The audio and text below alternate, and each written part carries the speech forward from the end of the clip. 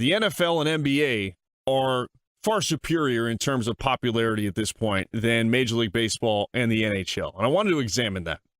Let's start here. I was watching the E60 profile of the Nashville Predators' PK Subban, and I thought it was a really cool story. Learn more about his background and him growing up. He grew up outside of Montreal, grew up loving hockey, was always very good and kind of advanced for his age in the sport of hockey, and ultimately gets drafted by the Montreal Canadiens, his hometown team.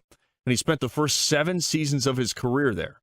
And also, at a certain point, signed an 8-year, $72 million contract extension with the Canadiens. So he's making $9 million a year on average and is a superstar there, going to all-star games and the whole deal, fan favorite. But he got traded last offseason from Montreal to Nashville, in part because he's too flashy. And they didn't like some of the histrionics and the celebrations he would have after big plays. And he had a big personality away from the ice. They traded for Shea Weber, who's a conservative, traditional captain and a hockey player. By the book definition of a hockey player, he just plays hard and is a quiet type, but he's a leader. So they trade the flashy PK Subban for a fellow defenseman in Shea Weber straight up. This is a year after they signed him to this big contract extension. So traditionally in hockey, it's a go about your business mentality. No flashiness or look at me antics. Work hard, and it's all about the team.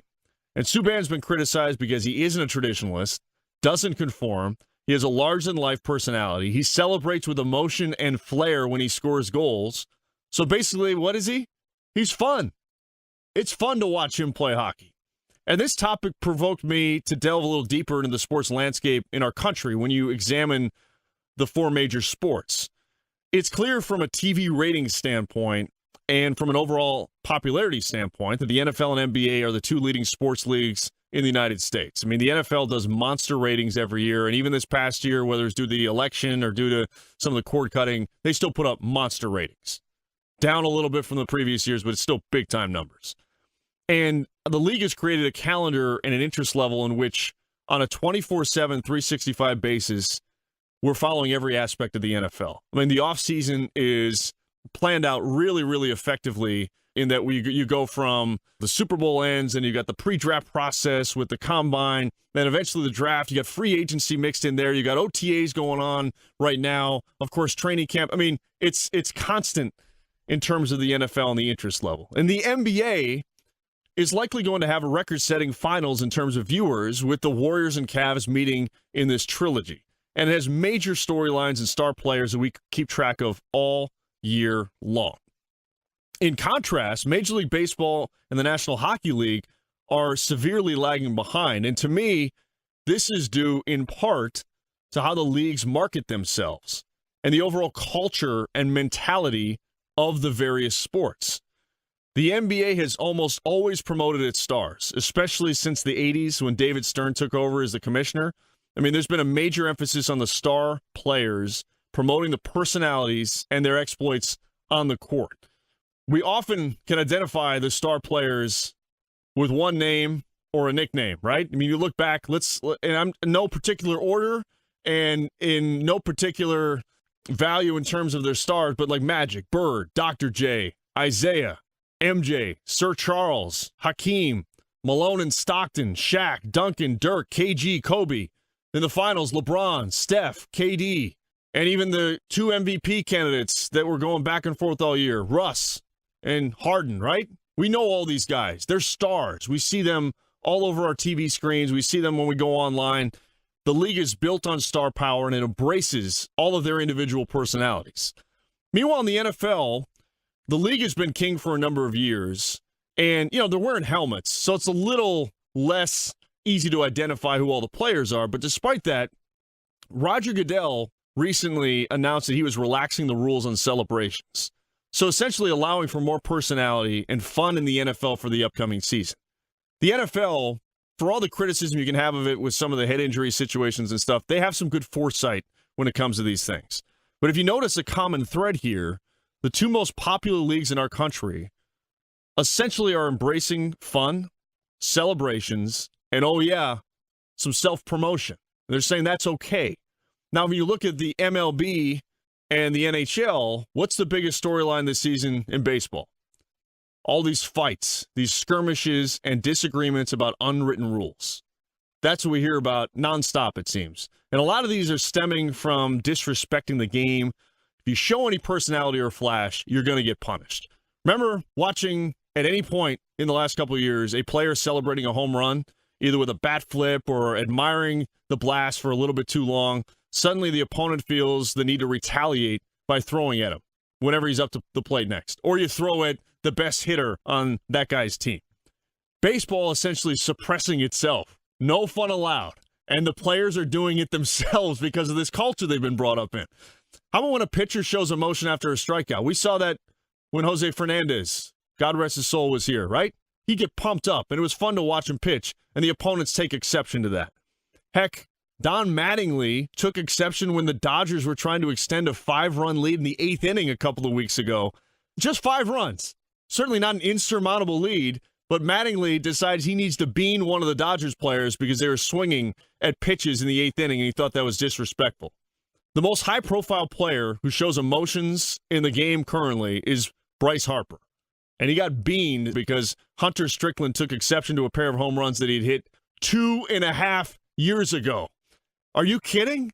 So baseball essentially destroying itself when it comes to promoting its stars. And if that wasn't enough, the question is, where are the stars in baseball? Mike Trout, the definitive best player currently that we have in baseball, came down here to play in Miami. And how many casual fans could pick him out of a lineup if he isn't in uniform? It wasn't like Marlins Park was packed because Mike Trout was in town. Certainly not the case. And baseball just, to me, has a big problem in terms of the recognition of its star players. As does hockey.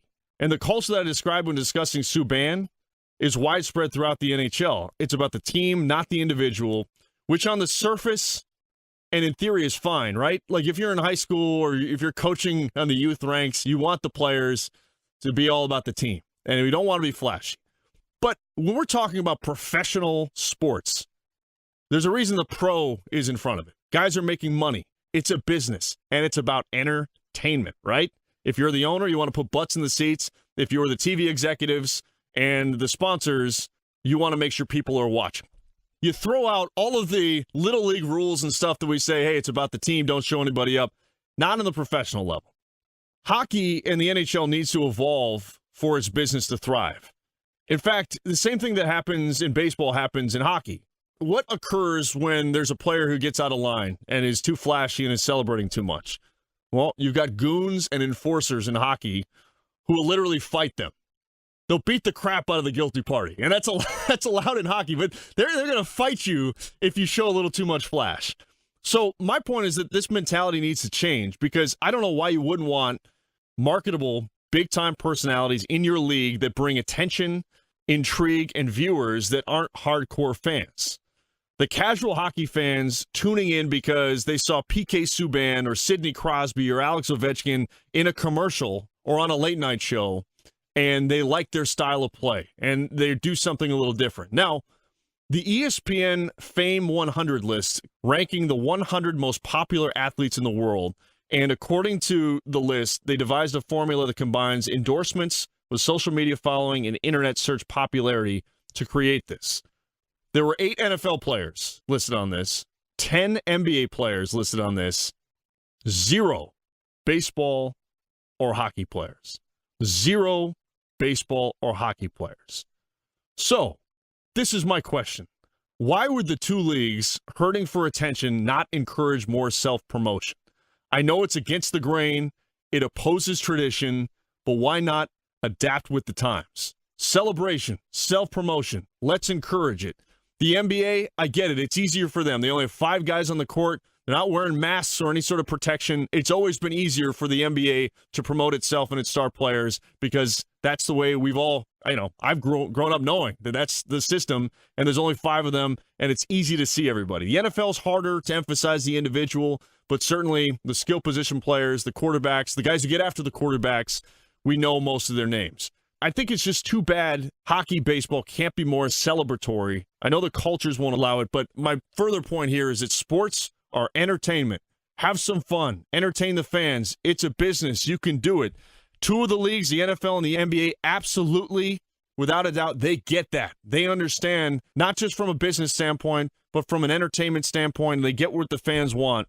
And unfortunately, the NHL and Major League Baseball lagging way behind, and the ratings dictate that significantly.